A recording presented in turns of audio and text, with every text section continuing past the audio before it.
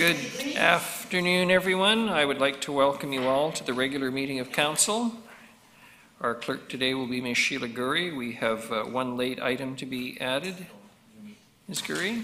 Yes, thank you, Worship. For late items today, we're adding Community Charter Section 91I to the procedure motion. Thank you very much. I'd ask for a procedural motion to proceed in camera. Moved, Councillor Armstrong, seconded Councillor Bonner. All those in favour? Opposed? Motion.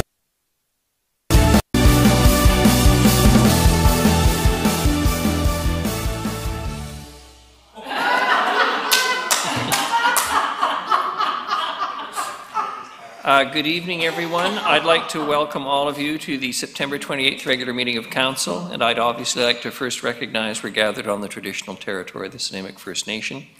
Our clerk tonight will be Ms. Sheila Gurry, and tonight's regular meeting of Council will be held in accordance with the Community Charter, Council Procedure Bylaw 2018 number 7272 and Ministerial Order number M192.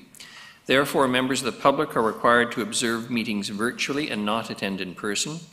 Question period will be suspended throughout the duration of this order being in effect. Members of staff that are partaking in the meeting will be spread out in the auditorium. And the first item on the agenda is the introduction of late items. Ms. Gurry, and we have a few. Yes, thank you, Your Worship. For late items this evening, agenda item 8A, which is a presentation by Signe Madden, Executive Director, United Way, regarding the Nanaimo 2020 point-in-time homelessness council results. We're adding presenters via Zoom, Mr. John McCormick, Co-Executive Director, Strategic Initiatives, United Way, and Andrew Thornton, Research Manager, the Centre for Justice, Education and Research. And that's it, Your Worship. Thank you very much. A motion for approval of the agenda is amended. Moved Councillor Thorpe, seconded Councillor Brown. All those in favour? Opposed? Motion carries. Motion for adoption of the minutes is circulated. Moved Councillor Martman, seconded Councillor Armstrong. All those in favour? Motion carries. Mayor's report. As is obvious for those of you who are either here or watching at home, all members of Council are wearing orange T-shirts. Every Child Matters Orange T-shirt Day on September 30th recognizes victims and survivors of Canada's residential school system and its horrible history. This initiative was started in 2013 by Elder Phyllis Webstad, who had her new bright orange shirt taken away from her while at her first day of classes at a Williams Lake residential school in 1973. As my old friend Dr. Tom Perry once said, his brother told him that the best thing he could do for his children was to give them a happy childhood. That system took the childhood, the happy childhood that every child should have, away from thousands and thousands of our fellow citizens, let alone the pain and suffering that it caused their families, their parents, and their communities. Residential schools operated in Canada between the 1830s and the mid-1990s as government-sponsored religious schools. Indigenous students were stripped of their culture while some faced physical and sexual abuse. Orange Shirt Day is also an opportunity for First Nations, local government, schools and communities to come together in the spirit of reconciliation and hope for generations of children to come. And I'm sorry, the note said 1830s, but it was the 1880s. Properly speaking, but we have taken Aboriginal children out of their communities for a very long time in this country, predating Confederation as well, and the Great War that saw this become a colony. So I'm asking all of you, in a time when the Truth and Reconciliation Commission has not been fully implemented in this country and its recommendations, that all of you take the time in some way on September 30th to reach out to anyone you know who is of Indigenous descent. And if you don't, perhaps it's just a smile or a recognition or wearing the orange or whatever.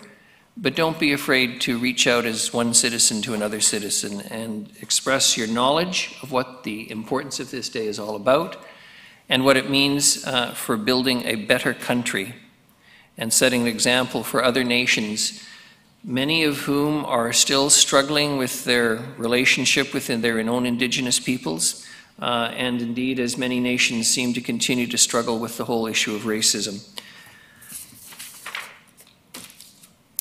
Now, pedal to places during Go By Bike BC. So, Go By Bike BC celebrates biking everywhere. It's a smart and healthy and green way to go. This fall, the event runs from September 28th to October 4th. To participate, you just need to register yourself, your family members, or a team and log your kilometers. Go By Bike BC's grand prize for participating is a trip for two cycling the Atlantic coast of Portugal. Next year, the Pedal to Places Challenge encourages residents to explore the community by pedaling to specified places and collecting code words.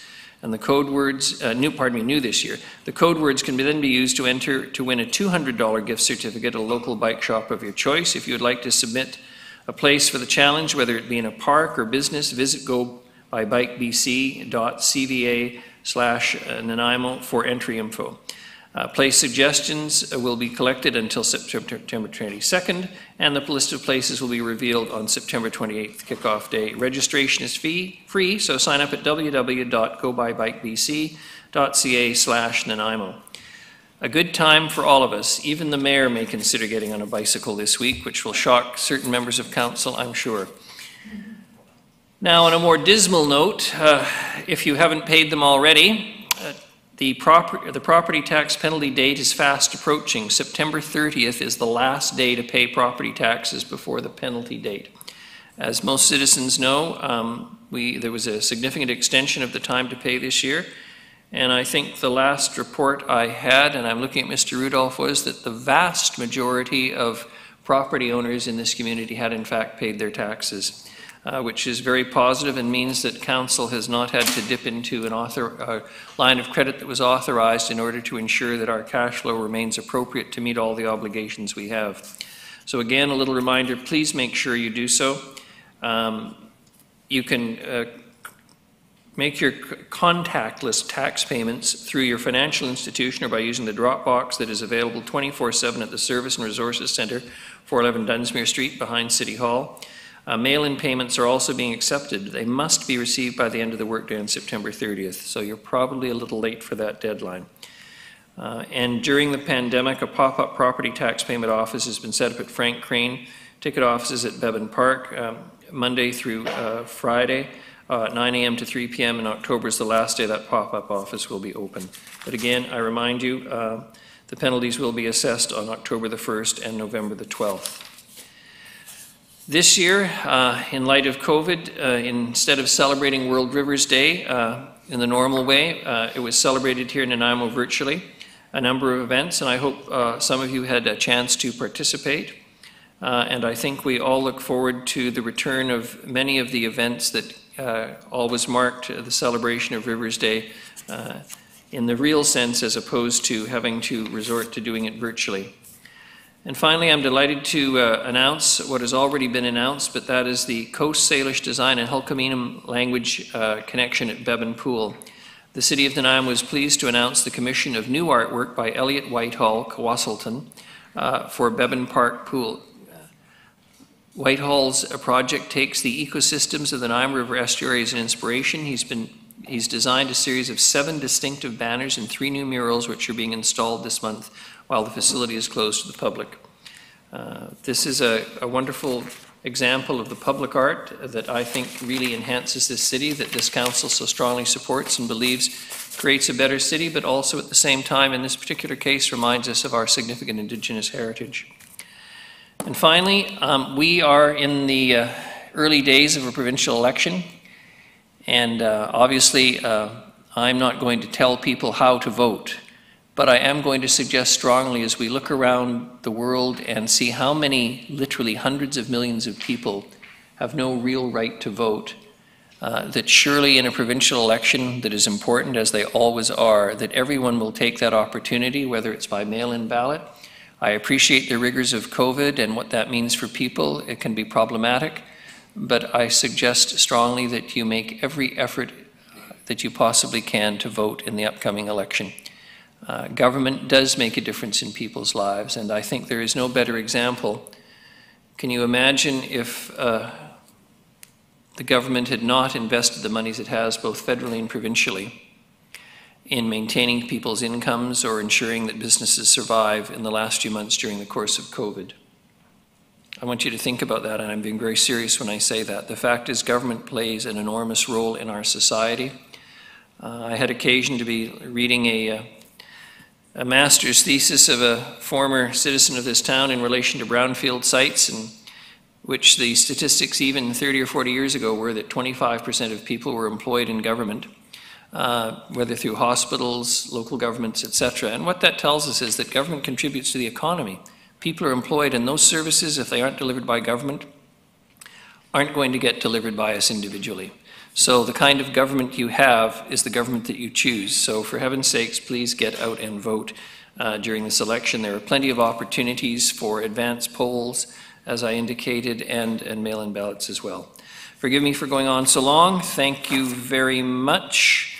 And we want to release an item, Ms. Guri. We'll wait further in the agenda. Thank you.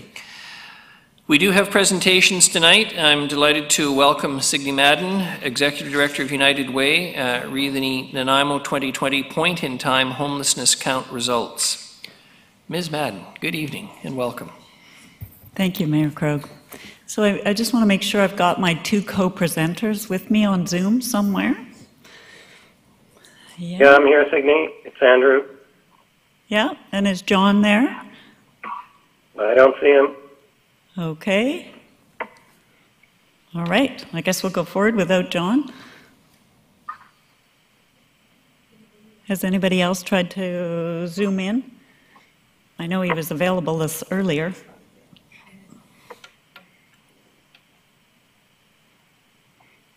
There he is.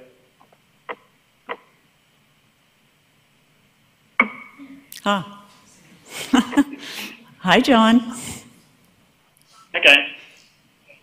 All right. And I guess am I running the slides? Yes? No? Yeah. Or is Yeah, somebody else? I can see what you're doing, Signe, so I can just follow along with you and guide you if need be. Okay. Thanks very much. I appreciate your patience, everybody. I'm sorry, we're just going to get your slideshow up and share the screen, so it'll just take 1 second and then we can all follow along with you. Just That's okay. bear with us. Thank you. While we're waiting, I'll just thank Council, and I'll look around the room and remind everybody that United Way campaign runs through the fall. We weren't allowed to do our kickoff in person, so I will thank my donors in the room, many of which I know, and thank you for giving. Last year, because you gave to United Way, we helped over 10,000 people in Central Island, and that was through 40 programs and 31 agencies. And so COVID's hitting United Way like everybody else, and so we will be talking to you through the fall as we work to encourage people to continue to give locally and support locally. So thank you, those of you who are donors, and thank you for allowing us to come today to talk about the point-in-time count. Just to remind everybody, United Way is the community entity for federal investments in the Nanaimo area, and the point-in-time count that we do every 2 years is funded by the federal government. It's organized by a whole group of people, including the RCMP, many local service agencies, volunteers who come and help out. We were one of the last communities in the country to do a full point-in-time count in March. We did it, I think Andrew would tell me a week, maybe a week and a half prior to everybody closing down. And so our count numbers, we assume, are going to be what was that, Andrew? 6 days before the restrictions were announced. 6 days. So many communities weren't allowed to do their counts this year, and so we're really lucky that our group continued, even though fears were there on the community side, they got out and we did the count. Obviously, St. Peter's Church and others were very active with us doing a face-to-face count. But we are concerned that some of our numbers are a little low because of that. You know, it was less than a week before the lockdown, and we did have quite a few, even our volunteers who are retirees who usually come out, they didn't want to come and do the coffee and food and all that kind of stuff. But still, our numbers are good in the sense of there was a thorough count, and Andrew was the lead, along with, thank you very much to the John Howard Society. They're incredible. Committed, and it's a complex issue to get around the community to do a proper count over the 24 hours. So that's it's kind of the beginning. So we'll start moving through, and I've just got to press yes, no, maybe so. Yeah. Simple but complicated. Yep. Okay. See if that works. So here we are, talking about the point-in-time count. You can see the John Howard, the federal dollars there. And I just want to acknowledge that these are the organizations. You can read them. You don't need me to read them. But it really is a concerted effort by many organizations, particularly a shout-out to the Bike Patrol Unit. They're always a great help. Hopefully, I'll keep moving. No, there we go. All right, I'm going to turn it over to John and Andrew to start walking us through the actual results from the count. And I'll maybe just do a quick intro, and then I'll turn it over to Andrew, who lived and breathed the numbers associated with the point-in-time count for this is the second time Andrew's led the point-in-time count here. And concerning for us all, I think, is that the numbers are increasing quite dramatically, even though we are housing people. So that is quite a concern. But before we get into that, I do want to acknowledge the great work that's done by the community in pulling together a point-in-time count, and the commitment of the Nanaimo Homeless Coalition, the city, Canadian Mental Health Association, and many others. I'm always a little cautious about starting to list organizations and people because I know I will forget someone. So I just want to acknowledge all of the great work that's done, and try to identify the state of affairs, and then also just in general the great work that gets done every day by outreach workers who make a really significant difference in the lives of people who are living rough.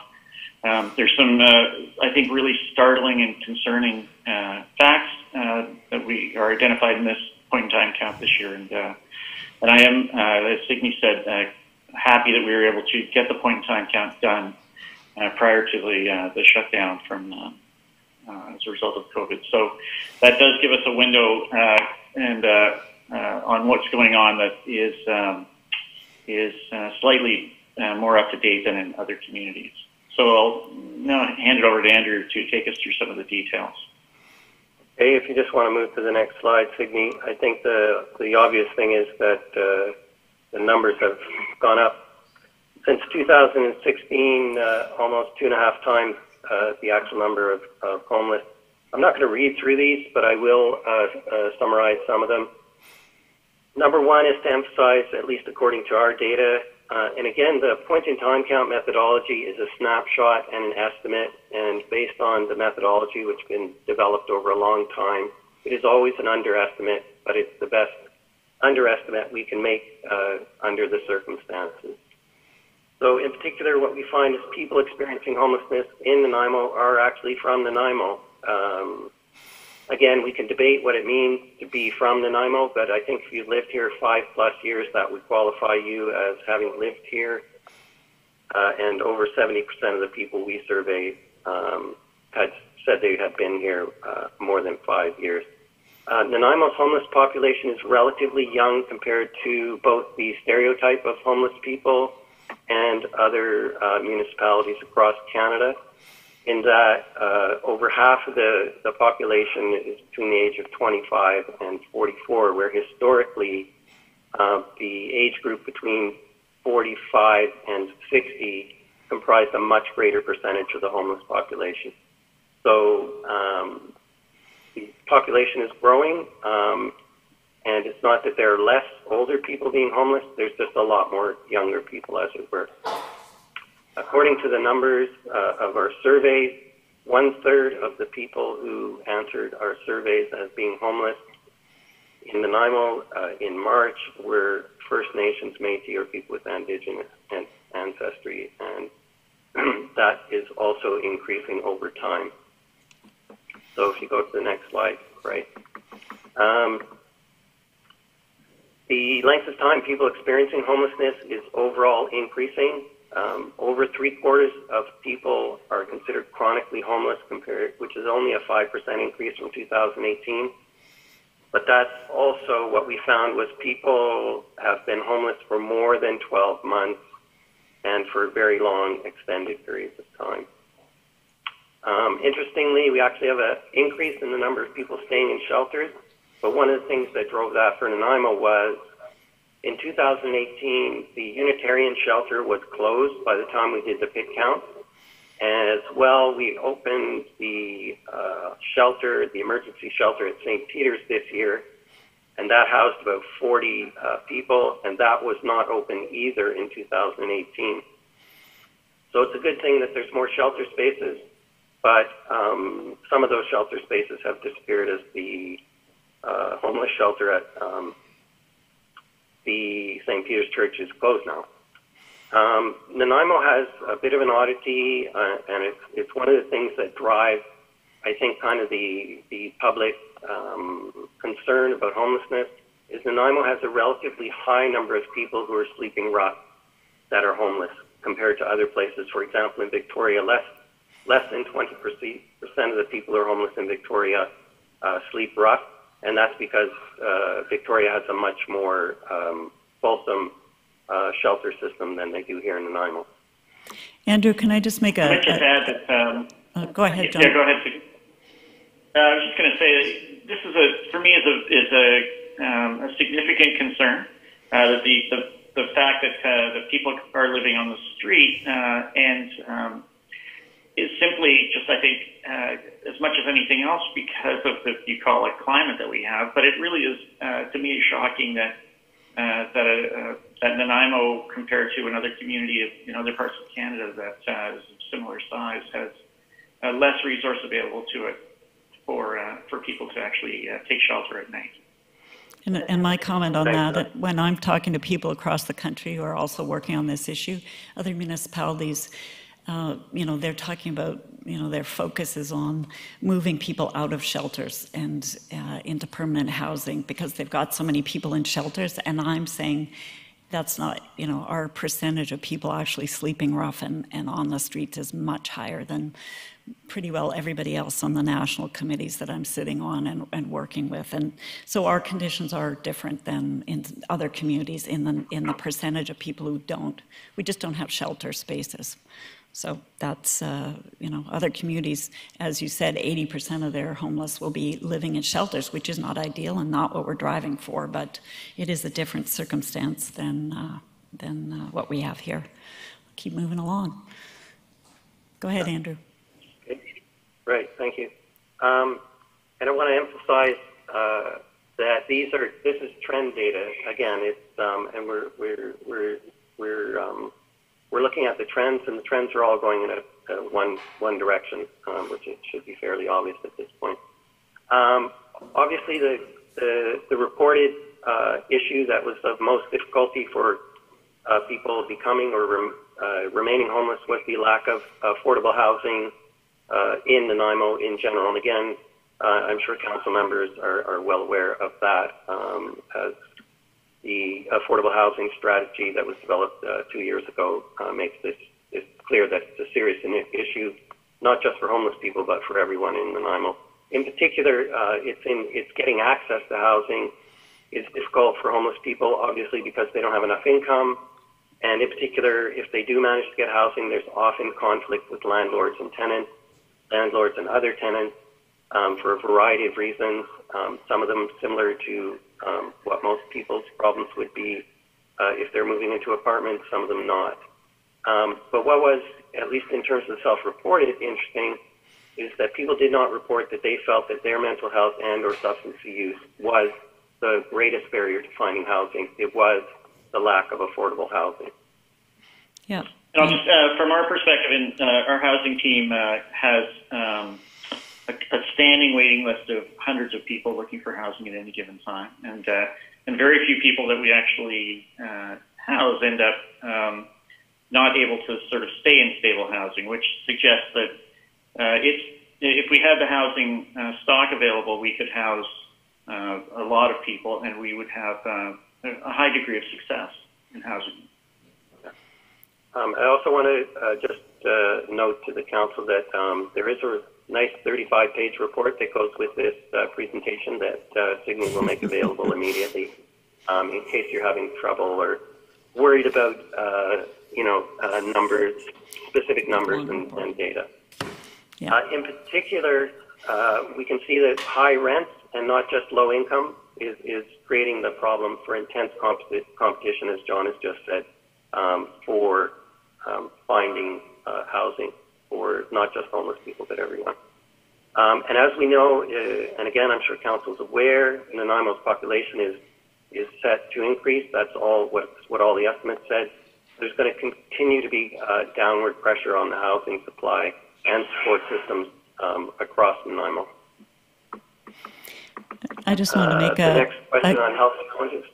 I just wanted to make a comment, Andrew, on some of the calls I was getting today and some of the information I'm gathering for the interview I'm going to do with the CBC on Thursday, and a lot of that from Family Life and some of the other agencies in town. Through COVID, the increase in elder abuse and also women who are victims of violence who are staying in unsafe situations because there isn't alternatives in terms of shelters or other places to go to. And so just collecting that information this afternoon, and I can see that, people really believe that it's just a certain kind of person who is homeless and that it's a mental health or an addiction issue. But I think we're going to see over the next year and a half, particularly out of COVID, is the need for affordable housing and obviously shelters for folks who are, it's just a case that where they're living is unsafe, but they aren't leaving that yet. So not to make things worse. But. Yeah. I have a question from Councillor There's also Armstrong. just an inherent bias towards housing men, even though I think there's indications that there's a lot of hidden homelessness and numbers that I think Andrew could speak to that would indicate that a lot more women are homeless than that will show up in a point-in-time count. Mm-hmm. And that is that in some ways has an impact on how people are housed and who gets housed, who gets prioritized for housing. It's often not women when they would be much safer in their own house. Yeah. Mr. McCormick, Councillor Armstrong. Councillor Armstrong has a question. Yeah, going back to your other slide when you were saying that mental health and substance abuse didn't appear to be a big issue. But would it be fair to say that that's the biggest issue that our citizens are seeing, because those are the people that are causing the most grief for our citizens? Like I take a look at Wesley Street where businesses are looking at shutting down, moving. People won't come down because, and I mean, I've been in there, I've visited, I've talked to them. So would that be fair to say that that's the face of the homelessness for most people in Nanaimo? It's not these other people you're talking about? Right, and actually if you go to the next slide, Signe. I was just going to respond. Health challenges. I was going to say that I have a voice from Montreal ringing in my head, and you guys have probably heard this before at a national conference that I went to. Montreal's had for over 120 years organizations that have been addressing homelessness. And how they've evolved and how they're tackling this is not the shelter piece, not increasing shelters. It's really coming to understand who's on the streets, who's at risk of being homeless, and allocating resources in such a way that you're addressing people in appropriate ways. And I think that's one of the biggest hope coming out of the Health and Housing Task Force is one size doesn't fit all. And so if you're seeing in this count, we did in March, 433 people were absolutely homeless. If we assume there's 600 plus because of the COVID conditions and everything else, what we've got to do is develop a response for the 80% or those folks who it's about affordability, it's about accessibility, it's about actually having an appropriate place where they're not. And then I think it's, as you're saying, Councillor Armstrong, I think there's those who really need the complex solutions around the mental health and the addiction piece, and the opioid crisis is obviously that. And so, I know that from the service provider side, one of the key issues they keep talking about is not everybody's the same.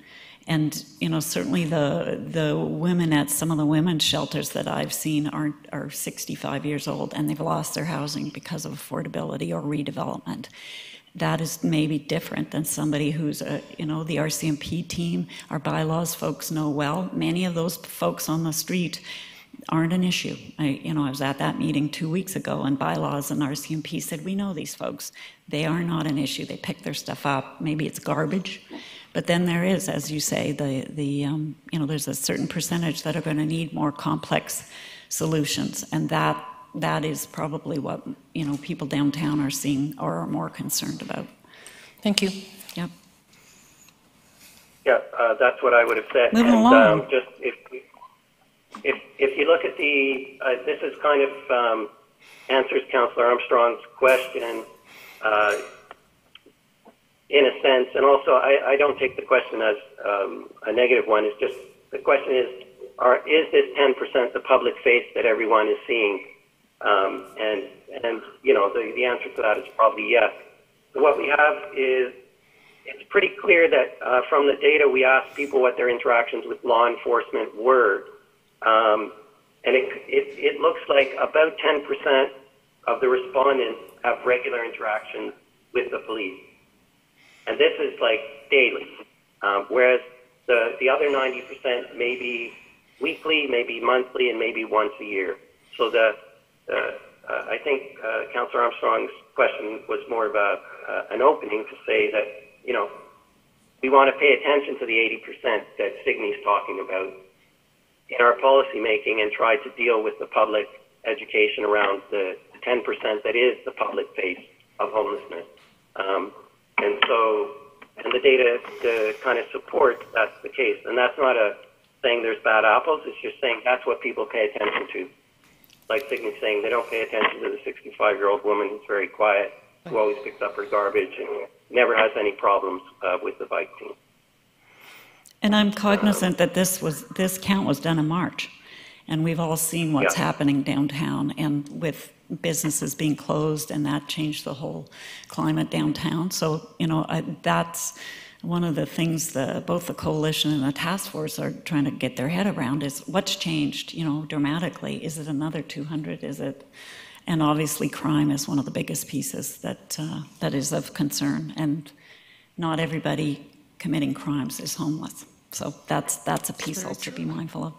And I'm mindful of your meeting, so let's keep going. We're getting towards the end of this. Yes. Me too. I know you have, but this is a pretty big. Okay. This is just new. I think it's important to note education levels, reported education levels of the people we surveyed are much lower than people across Canada and British Columbia, and we know there's a correlation between education and general success in life. So I'm going to, at this point, either take questions or turn it over to Signy and John. Thank you, Andrew, and just a deep thanks to you, Andrew. You're passionate about doing good research, and you listen to other communities, and you're sharing information with other communities as well, and can't thank you enough for taking on the work. So we'll answer questions. You know, obviously the city council members are really clear about what's happening in terms of, you know, the feds have announced an offer for rapid rehousing. We obviously want to make a case for that. We worked hard behind the scenes to make that case to the feds, to say, you know, a rapid rehousing response. Obviously, you on council have been behind the scenes working tirelessly to get new units and to create opportunities here. But we're faced with rapidly increasing number of people homeless, and our community is stretched both out on the streets and you know, our service providers. So if you think of those other communities where 80% of the homeless population are actually working in shelters or going to shelters, and in our case, all of our direct service providers, our RCMP, our bylaws, are having to manage this every day on the streets or through, you know, frontline services that we got, you know, good $500,000 more in COVID reaching home funds for Nanaimo that we're funding services on the street level, but it's not enough, and there's real burnout at the level of the service providers. So, we're hopeful that we've all been working together, and I do want to have a shout out to the city staff. I remember in April, so many people came together day by day by day to get ready and to keep COVID out of the homeless population, and it was purely by the hard work of Lisa, Karen, and others, city staff that worked to get those solutions together. So we're a successful community in that sense. We've kept it out of our homeless population. I'm talking to colleagues across the country and in BC, and that's not the case. But we know from our data what we're facing, and we're going to have to make some choices in the coming years. So, John, anything else or any questions? I'll just add before maybe if there are questions that are coming that we're really thankful for the investment of BC Housing dollars in Nanaimo. That I think is providing us something in the neighborhood of 80 additional bed spaces beyond the number of people who are in the temporary housing at 250 Terminal in Macao. And that we are looking at a scenario where we're going to have to keep working as a community, as community partners to seek additional housing, because the numbers are clearly at a level now that even with the additional housing that's coming online, it's not going to really provide a lot more housing for the 600 to 800 people who are currently homeless. So that is a concern, but I think we're working tremendously well together, and I think we are sort of getting ourselves pulled together through the Health and Housing Task Force and learning how to work really in a collaborative way towards addressing the many challenges that we're facing as a community. Councillor Armstrong. I might just make one or two more acknowledgements of people who were very helpful to me and the coordinating team, in particular Kevin Flood and Dave Shear over in the RCMP. And a personal thank you to Aaron Hemmons and Ben Gesselbrot, who both went above and beyond and volunteered and did surveys on the day and made a real difference. Thank you very much, Councillor Gesselbrock. Thank you, Your Worship. Through you to Ms. Madden. Thank you for the presentation, and this type of data is absolutely critical. And I know you spoke a little bit earlier about Montreal's more sophisticated response, and I'm just curious, like in terms of the data gathering that we're doing right now, how much more do we have to go, and what do we need to do in terms of getting a really clear description on who is on the street, sort of what are the different challenges in the spectrum, so that we're able to build a bit more of a robust response and ask, to the province? Yeah. So I can quickly answer, and then if Signe and John have anything. There's two components. The number one is to move to a by name list, which will be developed through hopefully coordinated access ASAP by having a registry week. The PIT count, we don't take people's identifying features and background, and we don't do vulnerability assessments with them, but in a registry week you would. A registry a week, and then you get a by name list, and the by name list builds over time, and it also brings people into the system.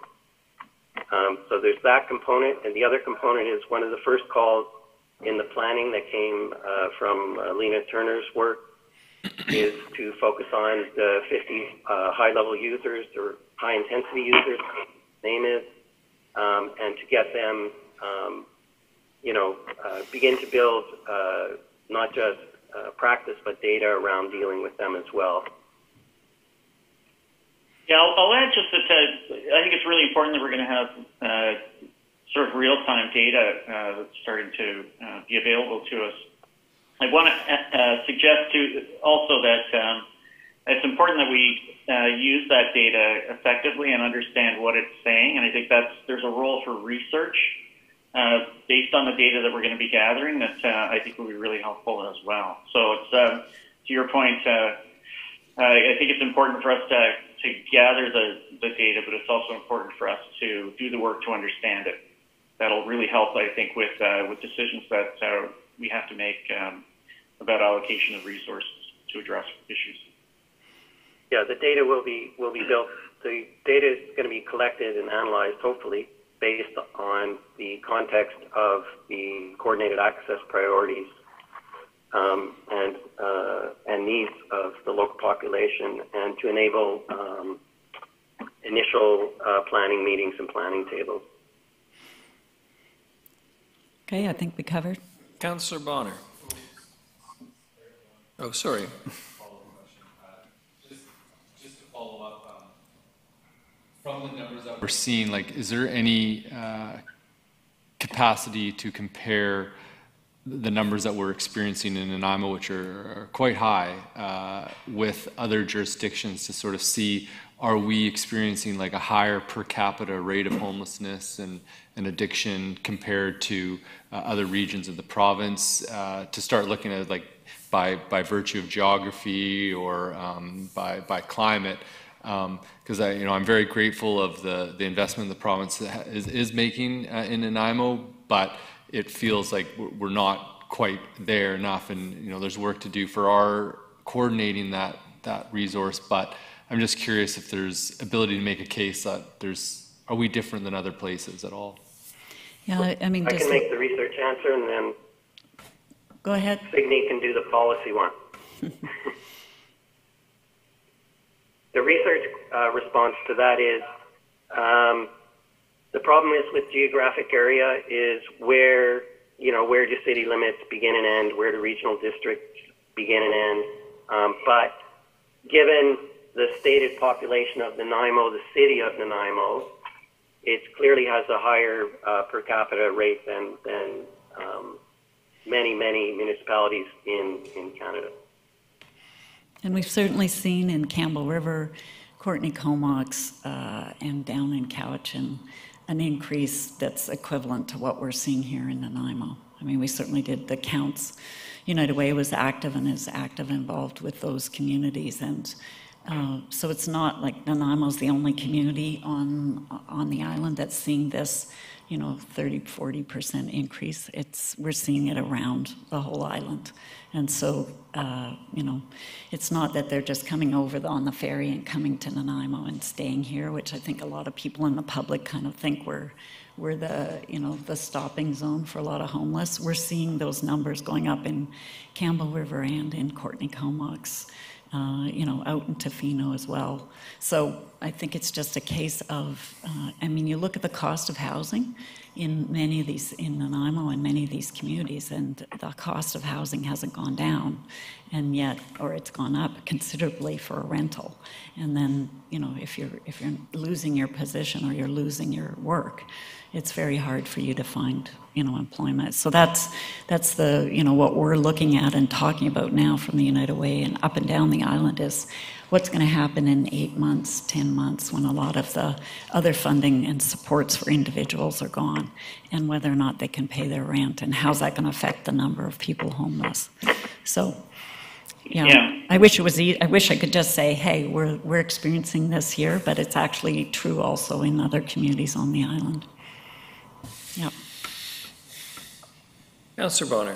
Thank you, Worship. I'd like to thank you, all three of you, for making a presentation to Council.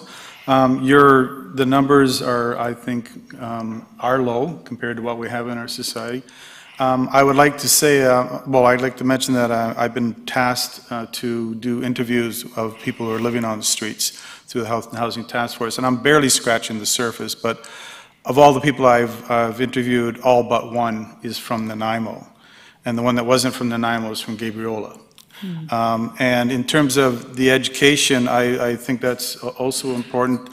One of the people helped me correct my spelling mistakes in my answers.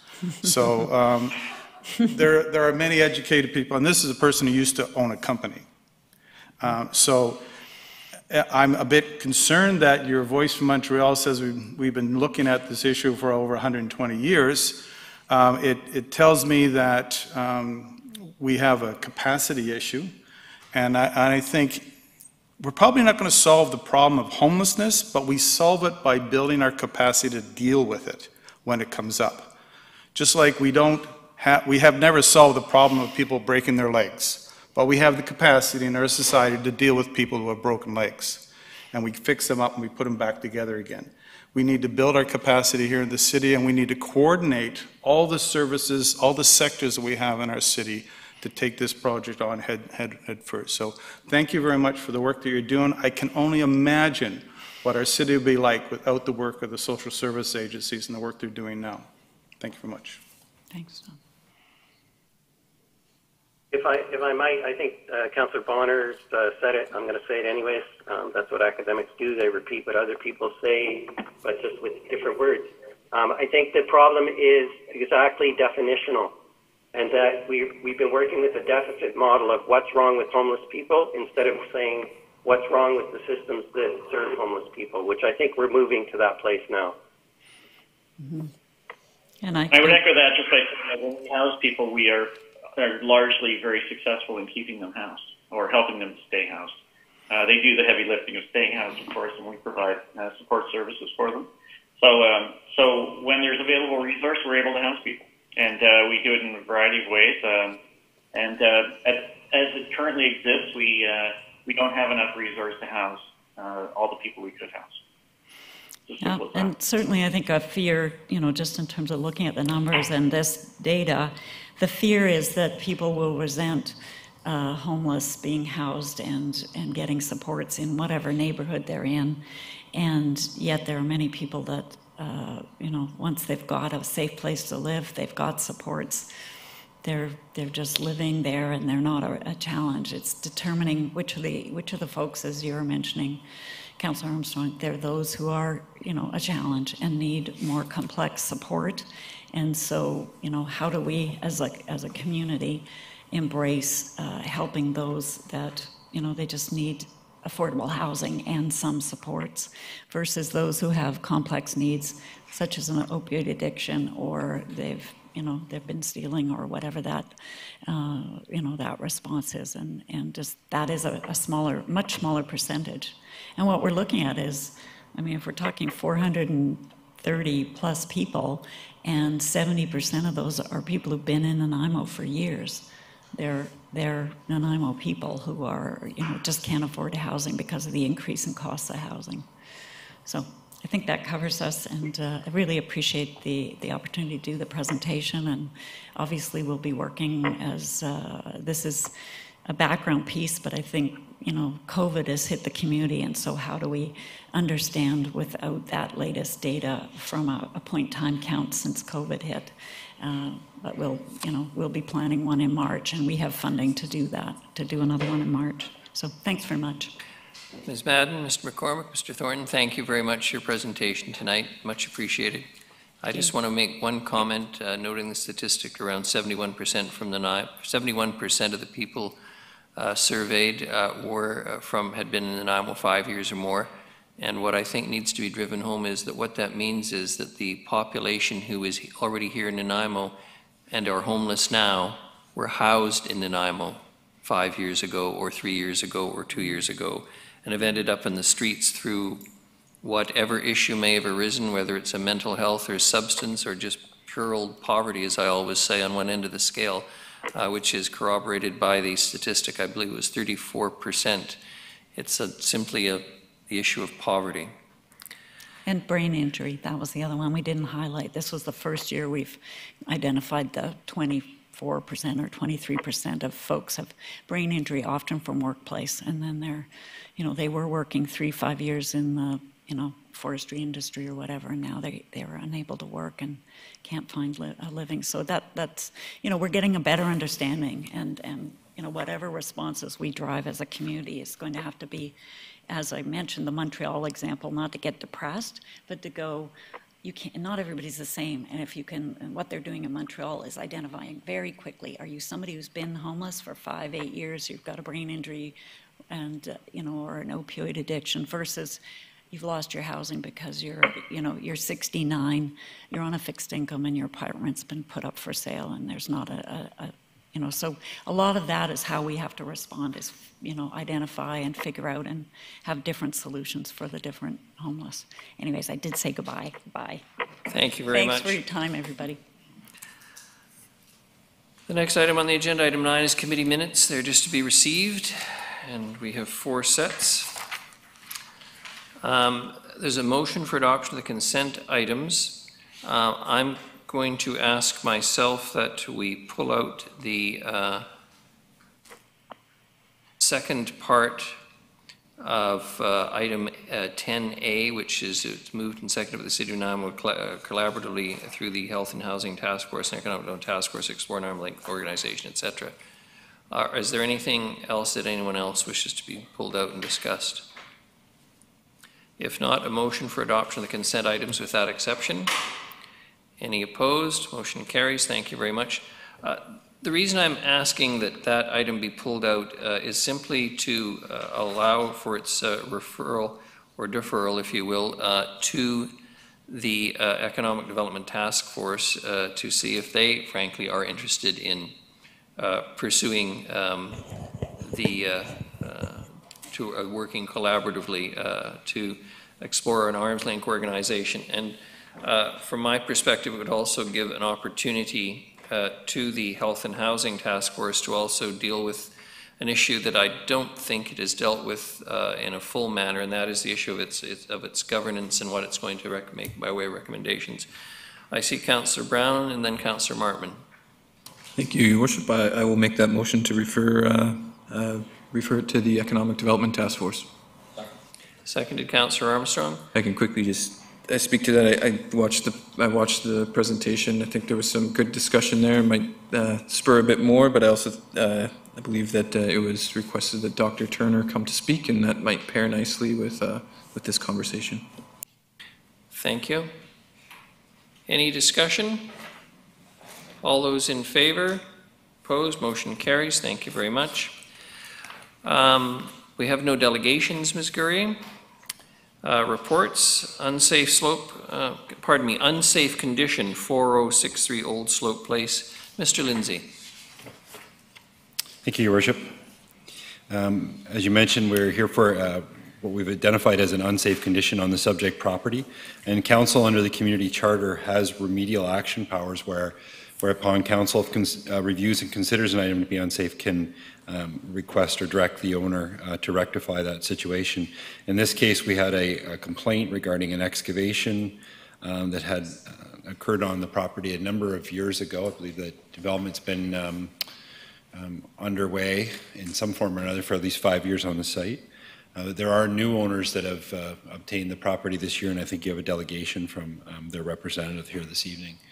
In this case, after the complaint, the bylaw officer attended the site and after reviewing it, felt that the excavation and also the rebar, which you can make out in these pictures, looks to me like, staff have looked at this, it looks like it's rebar probably just to have snow fencing at one point. Snow fencing's gone, but the rebar remains. So the order is asking that in either the site be secured, so as it would prevent someone from falling into this area, or that the area be filled to remove the hazard. If Council proceeds with this, the owner would have 30 days to rectify the situation, at which time, if it had not been addressed, it could be done by the city or by our contractors, and the cost referred back to the property owner. Certainly happy to answer any questions, Your Worship. If I may, Mr. Lindsay, as I see it, is the slope the issue, or is it the rebar that's the issue? The danger of falling under the rebar? Yeah, Your Worship, both items were identified in the report by the bylaw officer as contributing to the hazard. In my mind, the rebar could very easily be rectified. If it was just pounded in for snow fence, it could probably just be pulled out in a matter of seconds. The primary issue is dropping off the edge of the road into the site. There is no property barrier there. There's nothing that prevents somebody coming off there. So the primary issue from my perspective is the filling of the site, or at least if you don't fill the site, at least doing some way to secure the site to remove the hazard. Any questions for Mr. Lindsay? All right.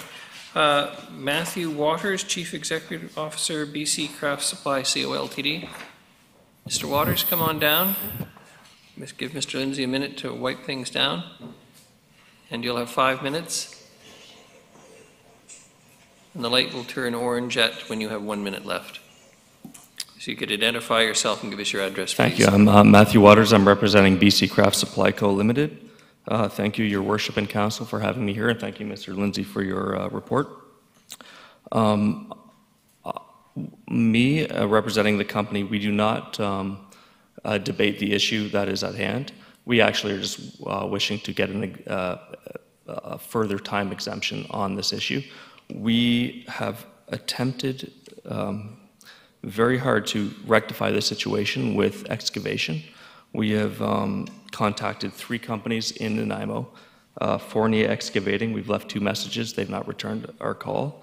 We've left 2 messages with JR Excavating to rectify the situation. They have not returned our call. And Clark Pacific Excavating, they have not returned our call. Clearly, it's a very small issue, probably why they're not returning our calls. The situation at hand is we did reacquire this property in June. It is now for sale. So what we are hoping to do is work with the city and work with the bylaw to make sure that this situation is rectified to both our benefits.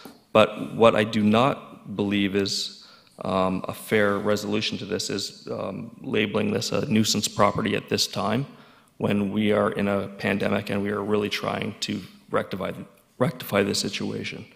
So again, I ask council just to give us the leeway and the time to get this dealt with properly, and I would love to work with bylaw if they can provide some guidance as to who could provide the services that we need to make sure this is a safe situation.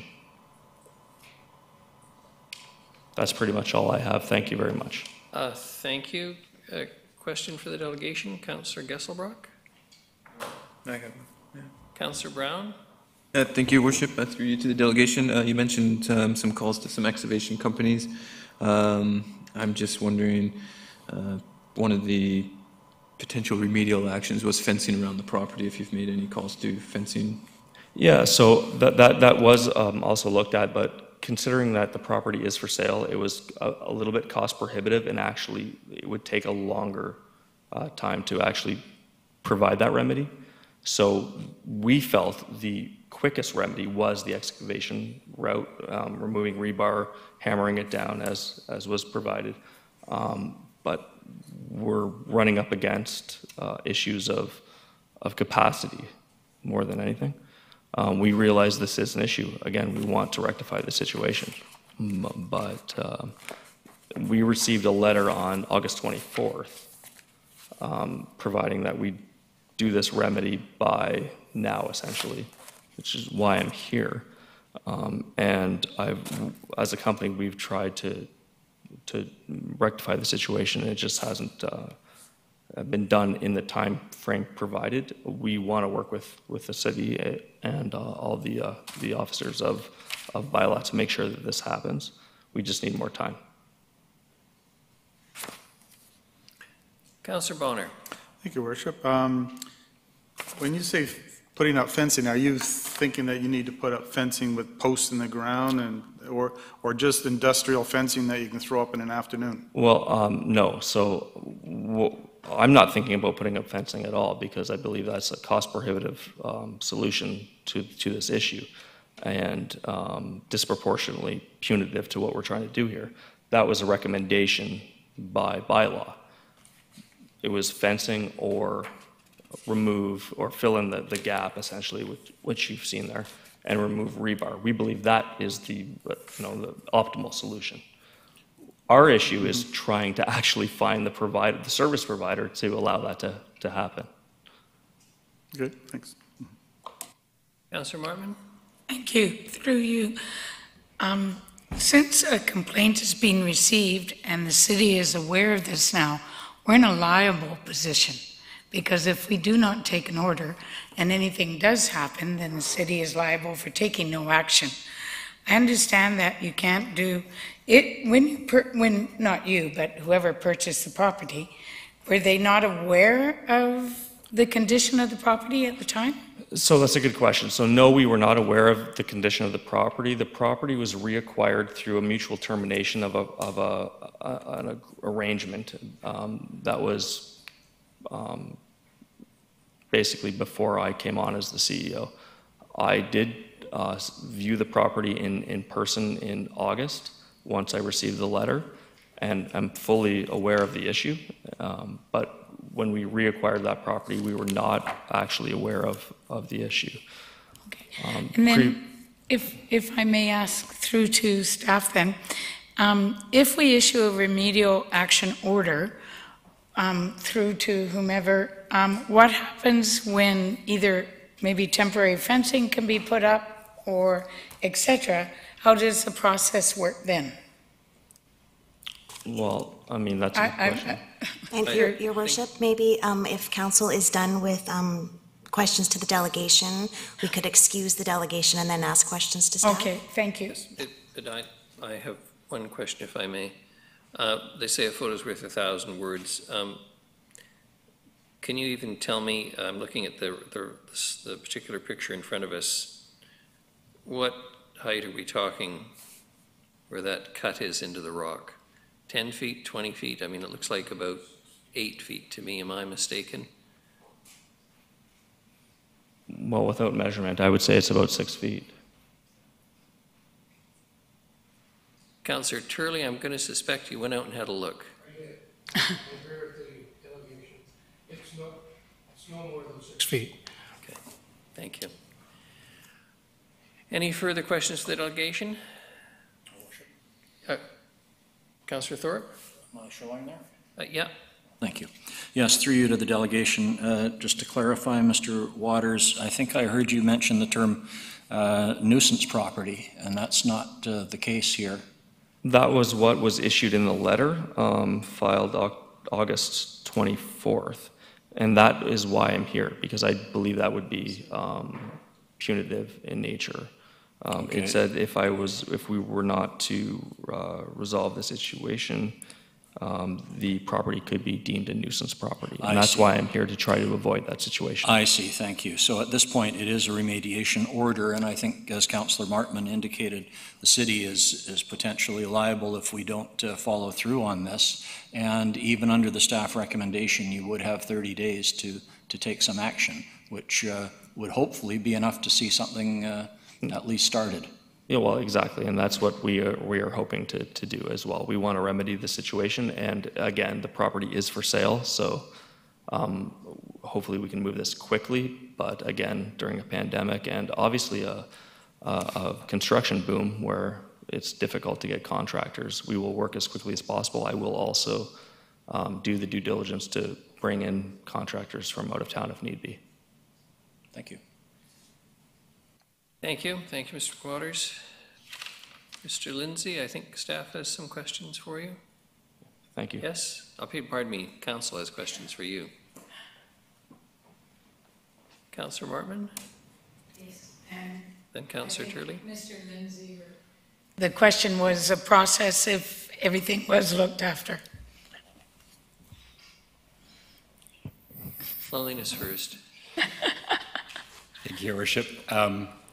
Yeah, so as outlined in the motion, so if council approved the remedial action order, the property owner would have 30 days to comply. So at that time, after 30 days, if there was no action on the site, technically the city would then have the ability to proceed, likely with our own contractors, with the work, and it would be our decision whether that would mean filling of the slope or putting up fencing. That would ultimately be ours, but the cost would be ultimately deferred to the property owner. What I can say is in all cases, we attempt to work with property owners to resolve these situations, and only as a very last resort do we ever like to get involved and have our own contractors. It's much preferred to have it addressed. So typically if the property owner was communicating with us and we felt working diligently to that 30-day mark, it's not like we would show up on day 31 with a dump truck. Right. We're going to continue to work with them, and if we think there's action and it's going to be proceeding in a reasonable time frame, then we would allow that work to take place. Thank you. Councillor Turley. Thank you, Worship. Through you to Mr. Lindsay. Quite often you see on sites around town free fill wanted. Could that be considered a solution to this, or is that? Certainly, Your Worship, filling of the site, just to remove that drop, just to have a gentle slope there would be an option. How that fill is obtained is really up to the property owner. I wouldn't want to give any recommendations on where the fill is obtained because it's always the property owner's responsibility to make sure the fill is clean and doesn't come with contamination. So how that fill is obtained is really up to them.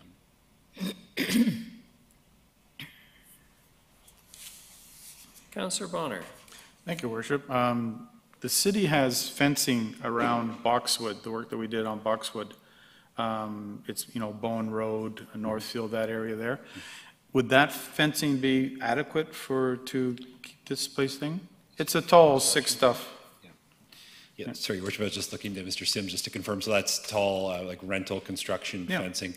That would be acceptable in this case, especially if it's short term. It's not uncommon. We have other construction sites around town that have used similar type temporary fencing. Again, it's just ability to alert someone going by to the risk and to provide, some barrier. Okay. Yes, appropriate. Thank you. There is a recommended motion. Does someone care to make it? Councillor Brown, a seconder.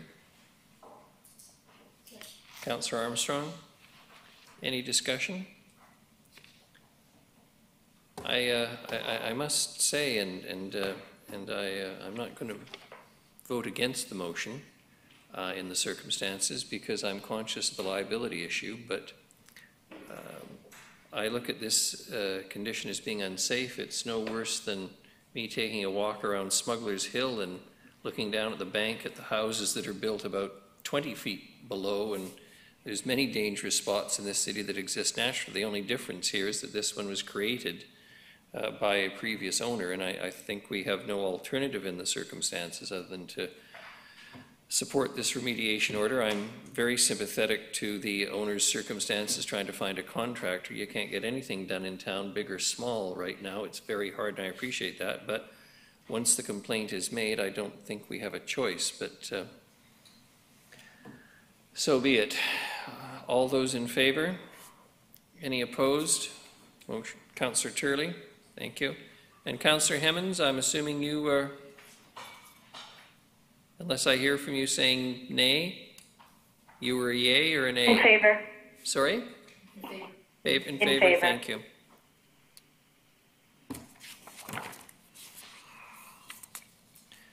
The next is downtown restaurant patios. Mr. Lindsay, please.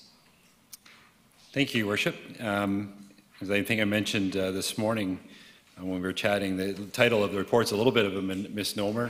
I think when we originally brought this issue to council in the spring, we were anticipating that this program would result in patios in the downtown, but as you'll see as we go through the brief presentation here, we've also had patios outside of the downtown. So this is probably more appropriately just titled restaurant patios in public right-of-ways. There's two issues before council this evening, and one is the report goes over it, and there is a PowerPoint that Mr. Corson put together here, and I'll go through that quickly. But as outlined, as you remember in the spring, council responded very quickly when the province announced as part of their restart program that restaurants would be able to reopen, but there'd be a reduction in capacity, and the council of the day agreed to allow for a temporary expansion of our patio program. Also, about the same time, the province came out with a temporary service area expansion for all liquor, outdoor liquor seating areas, and basically in a way of fast-tracking liquor approvals on temporary patios, whether they be in road rights-of-way or in parking lots on private property. And council at that time in the spring endorsed that program and said that the city would basically waive our normal process for reviewing liquor license approval. So that's been the existing status quo for a number of months. When we were first coming forward to do this report, we simply intended on giving you an update on the program and how it was received and how many patios we've were able to accomplish. But we also want, as part of this report, to talk about extending the program over the winter. One of the points of feedback we did get when we talked and went out and surveyed every property owner that participated in this, or every tenant that participated in this, was a desire to continue. It was originally intended to end at the end of October, but one of the recommendations is actually allow it to proceed all the way until next fall. Your Worship, I'm not going to read this. I did basically a summary of what I was just saying. It was your May meeting of May 25th, where you responded very, very quickly to this call from the province and set up a temporary downtown patio program. You did put some seed money in at the start, but I want to be clear that these patios are being paid for 100% by the participants. There's no cost to the taxpayer. Before this agreement, cities had a long history of providing patio spaces, primarily in our downtown. Oops.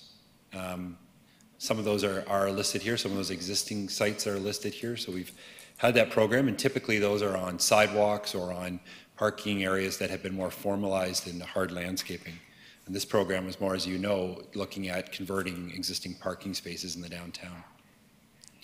So a number of restaurants that we were in contact with reached out and agreed they wanted to be part of the program. And just some images here I'm going to walk through very quickly. These are all in the downtown, projects that have agreed to participate. And outside of the downtown, we had some operators in areas that we weren't expecting, but we think have been very successful, including up here on Selby Street across from the old train station. And on Franklin Street, with the Flavors of India restaurant, has participated with a small patio. And then one that did, I will admit, caught at least me off guard was we were approached by the Drip Coffee House down in Departure Bay. And this is maybe not the most successful, but certainly a very successful one, just from our observations of it seems to be always busy, especially on warm days like today, and people are down at the beach. So another good example. I think what I would highlight, Your Worship, is this temporary program has doubled the amount of patio areas that we have in our public realm. So I think from that alone has been a great outcome of this program. More areas for people to congregate, especially now during the times of pandemic, and especially now with how difficult it is for many of these restaurants to run on reduced internal numbers. This is one that wasn't part of your patio program, but was something that Council initiated earlier as part of your downtown initiatives, was hardscaping some of those areas along Wesley Street. This happens to be in front of La Stella, underneath the famous bean tree. This area was landscaped previously, and then the city came in and hardscaped that, and now that area is licensed to the restaurant, and most evenings they're responsible for the tables and chairs and the guards up, and you go by, and I think it's been a very successful program on its own. Again, Your Worship, we're here this evening to ask the Council consider the program to be extended throughout the remainder of the year and extend it to the fall of 2021. I think it's fair to say, Mr. Lindsay, that hell hath no fury like the good citizens of Nanaimo if we don't go for option one. Yes. And Your Worship, I don't think we'd be remiss if we didn't at least identify, some concerns, not concerns, but some things we'll have to be aware of. Doing this, or this change to the program is, obviously we understand there'll be the idea that these operators will want to in some way protect the users from the weather. So there'll be a fine balance between allowing that to happen and make sure we still comply with code requirements and safety requirements, but we'll work with individual operators. It has been identified that if we do get heavy periods of snow, it may interfere with snow clearing on some of these streets, but from an engineering department's perspective, they think they can work around all of these situations. And although the lumber is pressure treated, leaving it out over the winter will result in some faster deterioration. But I think, honestly, Your Worship, I think that's a fairly minor point, given that the program was only intended to go until next fall anyway. So we'll continue to monitor the patios to make sure they're safe, but at this point I'm not anticipating any major issues. The other part that, again, I want to just reiterate, it's in the motion but not outlined here, is just very recently, within the last couple of weeks, the province came out and asked us if we wanted to extend this program for the licensing, the liquor licensing component. So we've combined these two items, related but separate. We've combined them under this one report. So we're seeking Council's direction on both the extension of the temporary patio program, but also seeking, as you can see in items, 2 and 3 under the recommendation deal specifically with liquor. And again, that is not just patios in the downtown or patios in right-of-way. That would be any of these temporary patios that have been set up in parking lots or outside of restaurants on private property. Certainly happy to take any questions, Your Worship. Thank you. Before I go to, in order, Councillors Shirley, Thorpe, Martman, and Bonner, I just want to say thank you to you and your staff who worked so hard to get this up and running quickly. I can't imagine this town without the wonderful restaurants that provide so much eating, dining pleasure to our citizens and also encourage people, limited as they are, to still come to our community. So a very sincere thank you to you and staff. Councillor Turley. Thank you, Your Worship. To you, to Mr. Lindsay. When this proposal, first of all, I think it's a great program. Thank you for coming out with it. When it was first presented to us, I seem to recall that the concept was to have them removed during the winter months and stored and then replaced again. Has that changed, or is that? That's absolutely correct, Your Worship. Through Councillor Turley, that was the original idea, is that it would terminate at the end of October. That the city, and I should have mentioned, it was actually the city carpenters through the Parks Department that actually built these in a very timely manner. They would go back out, deconstruct the patios, we'd store them, and then we'd bring them back out in the spring. That was the original intent.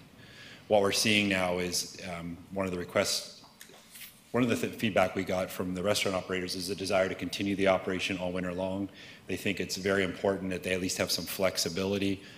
They're nervous about the continuing protocols they have under COVID for reducing numbers, and that they want to have some flexibility. So we're recommending to extend that program, to leave them in place, not to remove them in the end of October as was originally proposed. So that basically saves the city a bit of money then? Well, again, Your Worship, it technically will save the property owners the cost, because we were charging all the costs back to the, not the property owners, but the tenants or the operators. Yeah. Thank you. Councillor Thorpe. Thank you, Your Worship. Through you to Mr. Lindsay. Yes, I see Mr. Sims in the audience, and I certainly hope if we approve this recommendation that we won't hear subsequent complaints about snow removal during the winter. That would be a shame. But I do have a question, and maybe I just missed it in the report, Mr. Lindsay, but would new or operators that are not currently part of the program be able to apply subsequently now and still take advantage of this? Yeah, sorry, Your Worship, I should have mentioned that. Absolutely. We've kept it open. We have not closed the program. We do, our staff have, we're very diligent off the start and approached, I think, every operator, certainly in the downtown, every restaurant in the downtown, and we have right now every party that's indicated an interest. But if, for example, a new restaurant opened or somebody changed their mind and wanted to participate now or maybe in the spring, absolutely, we have that opportunity to include them, yes. Good, thank you. And Mr. Sims has promised to hand shovel any snow that shows up on the patio. He'll be out there. Councillor Martman. I was actually wanting to put the motion on the table. By all means. For the public's sake, though, and because this is such an important program, I'm going to read out the whole recommendation. Please. That council extend the temporary restaurant patio program until 2021, October 31. Direct staff to notify the Liquor and Cannabis Regulation Branch that the City of Nanaimo has authorized pre-approval for all temporary service area expansions for liquor primary and manufacturing licenses until 2021, October 31, in response to Liquor Control and Regulation Branch Policy Directive 2026, and continue to suspend the current city approval process for temporary service area expansion of all liquor primary and manufacturing licenses until 2021, October 31st. And if I get a seconder, I'll just speak to it a moment. Seconded, Councillor Brown. And just to think of our beautiful city, and I love these patios, is that often in December and January, we will have a sunny day where we can sit outside actually all year round in Nanaimo. So I'm really pleased with this program. Councillor Bonner. Thank you, Worship. I'm glad to see that this is coming forward, and I'm sure snow will probably come up as an issue when it does, if it ever does again happen in Nanaimo. My question is, since we're moving this for a whole year from now, is there any possibility we can make these things permanent? Like just put the sidewalk, build the sidewalk out to where these things are? I know if it's on a hill, it's going to be a bit tough, but there's a number of places that were on flat level, so they just put the sidewalk, make it bigger in those areas.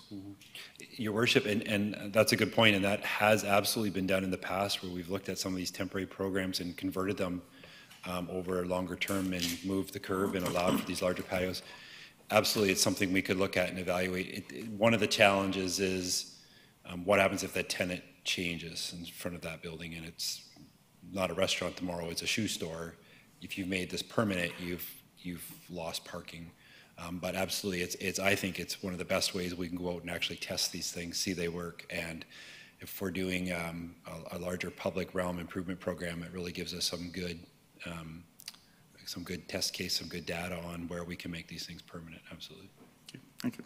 I think Mr. Lindsay's point is well taken too. The other consideration is, of course, that presumably we ever get through this, if you're already paying for the potentially expensive rental of your premises and you don't need this space anymore, you may not necessarily want to be stuck with the cost of having to maintain it, although I appreciate the sentiment. I mean, I personally think that being outside as much as we possibly can was healthy for all of us year-round in this community, as Councillor Martman's pointed out, and that's one of the great joys of being here. All those in favor? Any opposed? Motion carries. That's not a surprise.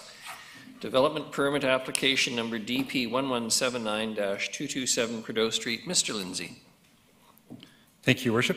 As you mentioned, a development permit on the subject property, in this case for a 12-unit, what we understand to be a purpose rental apartment building. We would describe this as an infill property in the Old City, and one of many that we've seen lately, and certainly exciting to see more investment and development downtown. Although this is a relatively small project on a relatively small property, it does have one variance just because of the restrictions of the site. Our bylaw does normally require any kind of garbage receptacle to be set back, or refuse enclosure to be set back 3 meters from the property line. Just the nature and the smaller nature of this property makes that very difficult. So there is a variance request to reduce that to just under half a meter, to 0.46 meters. But there has been measures put in place, including physical barriers around the refuse container, and staff support the variance request. Councillor Bonner moves. Councillor Thorpe seconds. I just have a question, Mr. Lindsay, because I didn't know this existed. So the required setback for a refuse enclosure is 3 meters.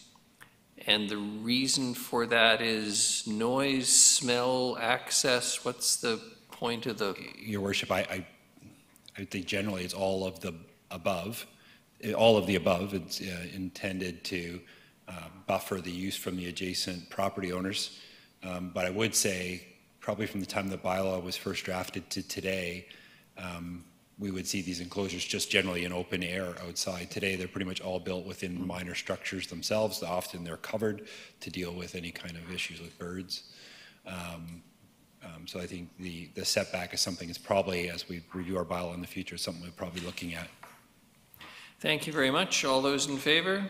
Opposed? None. Motion carries. The next is amendments to the appointment of officers and delegation of authority and management terms and conditions bylaws. Ms. Gurry, you've been waiting all night for this one. Yes, the Mr. Lindsay show has concluded.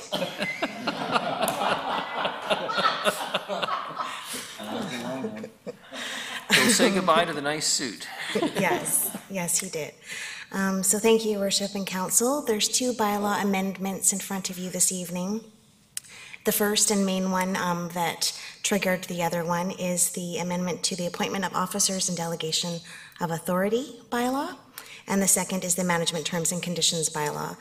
So the appointment of officers and delegation of authority bylaw is needed to be amended due to the organizational restructuring and amendments that happened last year. So because of those, and because of requirements in the community charter, we're bringing that bylaw forward for cleaning up and improvements. So that is before you for 3 readings. And because of those amendments, it has triggered a slight amendment in the management terms and conditions of employment bylaw.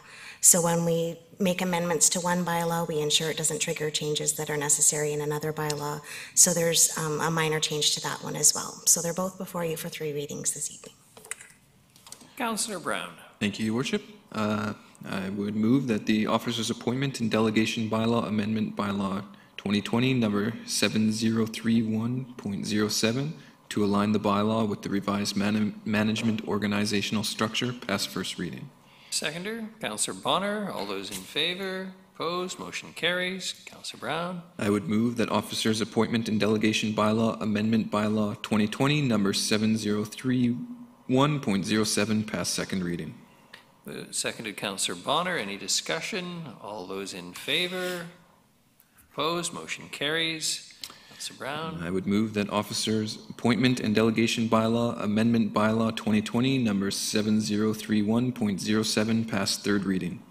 Seconded, Councillor Bonner. All those in favor? Opposed? Motion carries. Councillor Brown.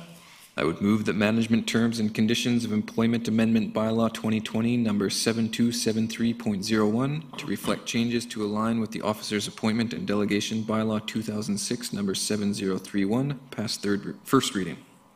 Councillor Bonner seconds. All those in favor? Opposed? None. Motion carries. And I would move that Management Terms and Conditions of Employment Amendment Bylaw 2020 number 7273.01 pass second reading. Seconded, Councillor Bonner. Any discussion? All those in favor? Any opposed? None. Motion carries. Thank you. Councillor Brown. And finally, I would move that Management Terms and Conditions of Employment Amendment Bylaw 2020 number 7273.01 pass third reading. Seconded. Councillor Martman. All those in favor? Opposed? Motion carries. Thank you very much. The bylaws. Bylaw status sheet is for information only. We have no new notices of motion. On to other business. The recommendation from the 2020 July 15th Finance and Audit Committee meeting, Re-Indigenous Engagement Specialist. And that was deferred to the present council meeting.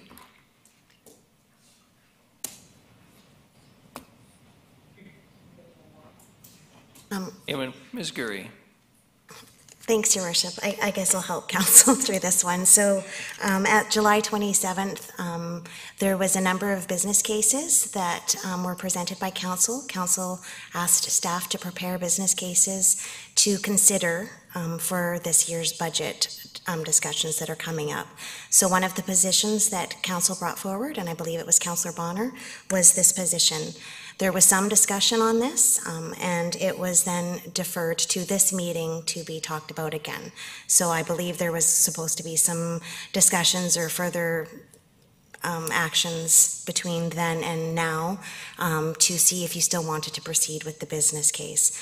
So if council did want to proceed with the business case, which isn't putting it into the budget, it's just for staff to prepare a business case on this position, and then council could deliberate that position's worth or not in the budget deliberations in November and in November. Someone to move this. So yes, somebody would move this motion. That's what I'm waiting for. Councillor Bonner, seconded Councillor Martman.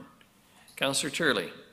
Thank you, Worship. The one thing that I would like to see included, and that is a difference between having a full-time staff person delegated due to the work to instead to get the price difference between that and also hiring a consultant for a specific issue if one arises to in other words, as part of the business case, I would hope that would be considered. Ms. Gurry. Yes, Your Worship. So if that would be part of what council wishes to be in the business case, the motion could be friendly amended to that or formally amended to include those options, and or staff could just proceed. Normally we do when we do business cases, we say, here's what you can do. Option 1, hire a person to do this. So I don't even think an amendment to the motion would be necessary. I was just going to say, I think in light of Councillor Turley's comments that staff will give us those options, I think that's reasonable. Councillor Armstrong? Thank you. I'll be voting not in favor because I'm not voting for any new positions this year. I was very clear at the last budget when we raised property taxes that I would not be in favor of any increases. I don't believe this is a position that's necessary right now, so I won't be voting in favor for those reasons. Thank you. Thank you. Councillor Thorpe? Thank you, Your Worship. Through you, Councillor Armstrong beat me to it. Back in July, there was a number of business cases requested, several of them involving new positions, and I don't think at that time we were aware that the city at this moment is looking at a potential $2 million deficit. I will not be supporting any new hirings or positions. I think the city was in a position 2 years or so ago where we had some serious staffing gaps that we needed to address, and we have largely done that. I think now we're in a position where we can proceed to deal with city business without adding new positions and increasing our deficit. So beyond that, I also have some concerns about this and just what it would look like. And I realize it's only requesting a business case, but I'm not going to support staff time to investigate this. Thanks. Councillor Brown. Thank you, Your Worship. I will be supporting this. At this point, it's just a business case. I like to see it all on the table, and then we plug and play as we make our budget within, I think, what will be as accurate as possible financial picture at the time, and I'm prepared to make the decision then about, whether this fits within the organization or some of the others and the ones that staff bring forward as well. So I hope this passes, and I look forward to that discussion around, what is our taxation rate and what are we focusing on this year. Councillor Martman. Thank you. I seconded the motion because I do believe, just for those of you on Facebook who think we're hiring right now, we're not. This is a discussion. This is the beginning of it. We need to know what our options are. And the reason I feel this is so important is our Truth and Reconciliation. We did adopt either our first year or our second year the UNDRIP responsibility of municipalities to the Indigenous population. And I believe that this is actually a responsible position. I don't know if we're fiscally able to afford it yet because we haven't got all that information back, but I would at least like to explore it before we go and make any decisions. Thank you. Councillor Bonner. Thank you, Your Worship. I'll also be supporting the motion. And I would just point everybody to the wording, better incorporating First Nations and urban Indigenous perspectives and way of knowing into our work and decisions. And that will help us make better decisions as a city. And so for that reason, I think this is worth exploring. Thank you. Thank you. I'm very sympathetic to the positions, principled positions, I think, as all council members take, but Councillors Armstrong and Thorpe tonight, with respect to their opposition to this, saying, look, we're not even going to participate in a process that might increase cost to the citizens at this time. And I would generally be sympathetic to that. However, what is being asked for is a business case, and I would hope also that council, if this passes, staff will consider consulting with Snuneymuxw First Nation. I appreciate this is speaking to a broader audience, but I think the only way we achieve reconciliation is recognizing the traditional territories of the Indigenous peoples who live here, even though they have welcomed Indigenous peoples from literally across this country and arguably around the world in some cases to this community. But I think it's worth exploring. And if it comes back that Snuneymuxw, for instance, is not pleased with this possibility, I suspect they will be, but if they're not, I want to know that, and I think we need to know that, because just that fact alone will help us engage better with Snuneymuxw First Nation, who are partners in this community with all of us trying to make truth and reconciliation something real. So I will be voting in favor. Any further discussion? All those in favor? Councillors Bonner, Martman, Krogh, Gesselbrock, Brown, Councillor Hemmens, I see her hand up. Opposed? Councillors Turley, Armstrong, and Thorpe. Thank you very much. And the next item is Councillor Bonner, motion repilot program to reduce residential speed limits. Gas her up and drive her away. I'd like to make a motion that council directs staff to report back to council on options for Nanaimo to participate in a potential Ministry of Transportation and Infrastructure pilot project limiting residential speed limits. Councillor Turley. Thank you, Your Worship. I don't know if, I'm sure somebody here can answer this question. The definition of a residential street, is that ones without any lining on them or anything within the city? Everything within the city except for highways that, yes, no? How it words is, if it has a straight yellow line on it, that's not broken. Like sometimes you'll be riding down a street and you'll see a bit of a yellow line and then it stops.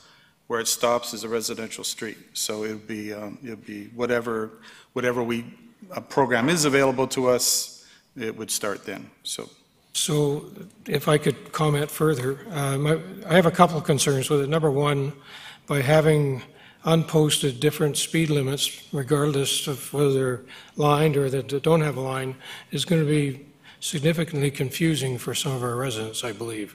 And I'm not being facetious about that. The other challenge I would put out there, and hopefully if we are going to pass this, that the part of the discussion or the information would be that the number of pedestrian, cyclist, and for that matter motor vehicles accidents that occur on unlined streets as opposed to lined streets would be an important piece of information, because my guess is that it's going to be specifically weighted towards the lined streets and not the unlined, but I'd like to see that. Thank you. Councillor Armstrong. Thank you. I'm voting in favor of this because when I first was talking to Councillor Bonner, I was dead against it. And then I started doing my research, and places where they have implemented the 40 kilometers have seen significant safety measures for the residents. Just for myself alone, I've been practicing 40 kilometers for the last 3 months. And I was very thankful because I did have a child run in front of my car, so that extra 10 kilometers, or the decrease of 10 kilometers makes your stopping distance that much better. So, and it's not going to impact on bus schedules. I've heard concerns that it's going to impact on courier delivers.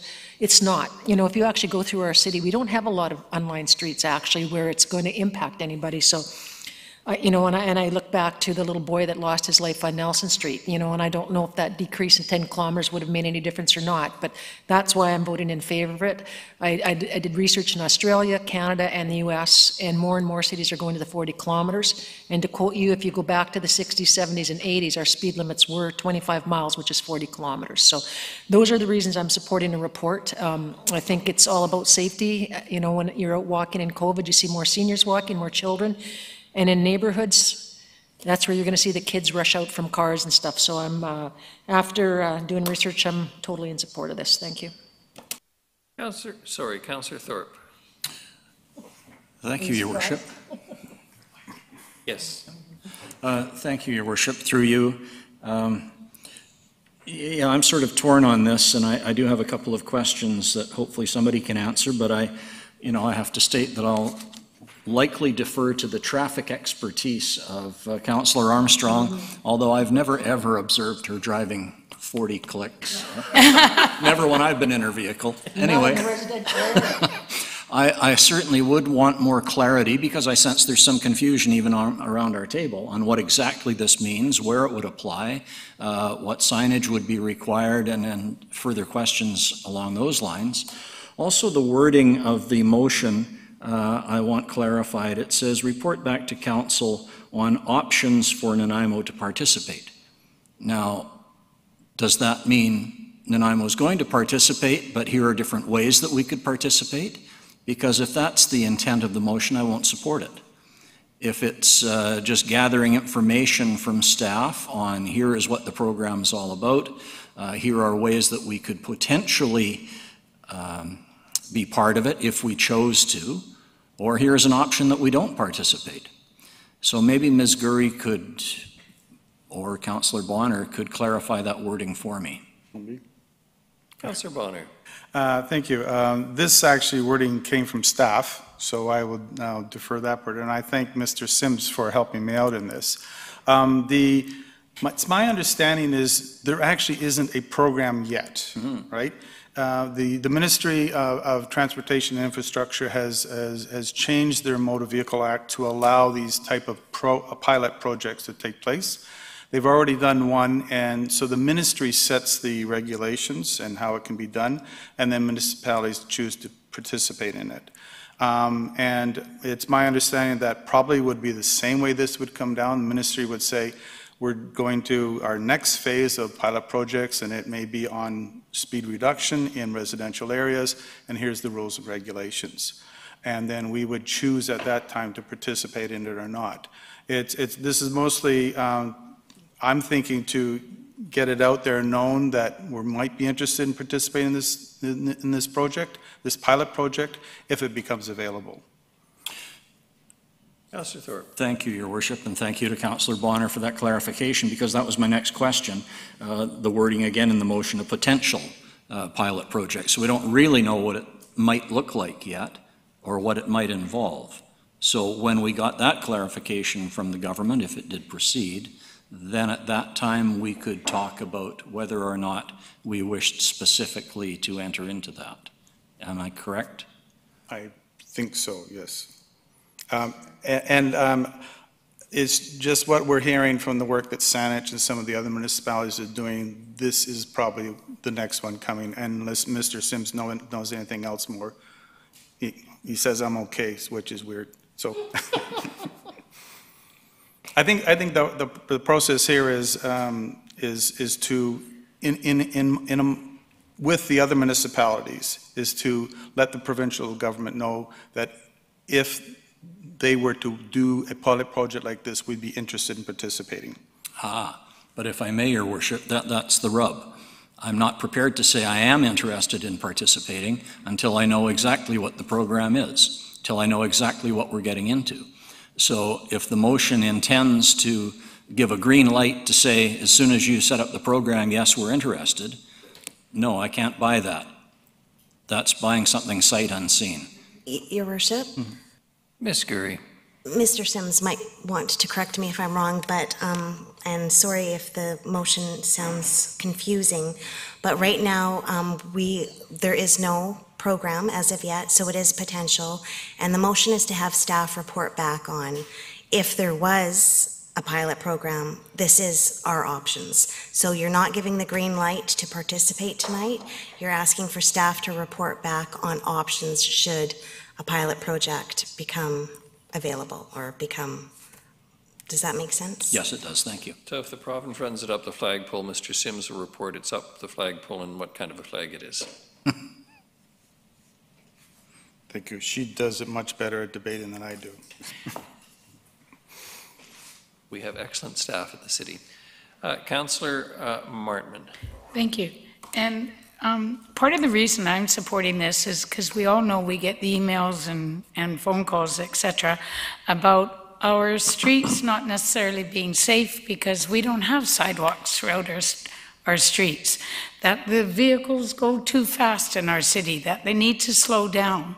So I think from looking through this from a pedestrian lens, from the streets making it safe from age 8 to age 80, that anything we can do that makes it safer for active transportation and everybody just to slow down a little bit in life, I think it's a good thing. So thank you for bringing it forward. Councillor Armstrong, did you want to say something? Yeah, just for clarification, because it goes towards signage. My understanding is if the goes through, we're not going to have to change all our signs, because I know when I was looking at the Edmonton one, it was 2.3 million just to change sides. So I think that's a point that if we're looking at it, that what is the budget? But I think that would come at another time once we find out more. But that's just a concern I have, that if there is budgetary implications, that will be addressed at the later date once we see what the program is being rolled out like. Thank you. Councillor Brown. Thank you, Worship. Very happy to support this. I wish the pilot was for 30, but I won't let perfect stand in the way of progress. So I think this is a great initiative, and I'm looking forward to the staff report back, and thank you, Councillor Bonner, for bringing it forward.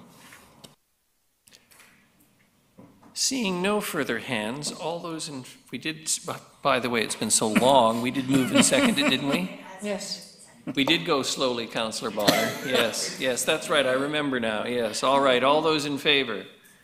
Contrary? Seeing none, it carries. Councillor Bonner, see, I told you. Just have to be patient sometimes. Excellent idea, Councillor Martman. Seconded, Councillor Thorpe. All those in favor? Motion carries. Thank you very much, everyone.